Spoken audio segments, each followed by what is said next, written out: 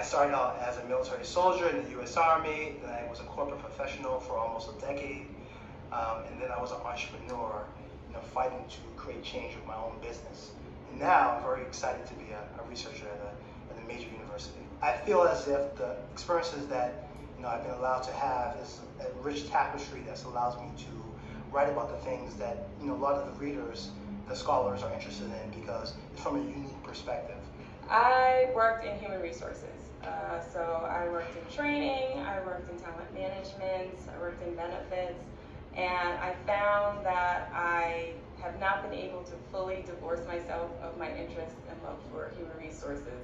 So this has been a great marriage for me to be able to move into a PhD setting where I can research the topics that I'm interested in and help organizations make change from a different way. PhD programs want students who are intellectually curious. They want people who want to ask questions. In crafting my personal statement and reaching out to programs, is I try to figure out what I was most interested in. So in terms of, I'm a strategy student, so I was interested in how companies compete with each other. And I was interested in entrepreneurs. How do entrepreneurs think? What are some of the variables that make them successful? Coming to the PhD project conference is really helpful because this is a great place where you can get a lot of information very quickly. Somebody told me the advice, 5 years will go past regardless of what you do with it.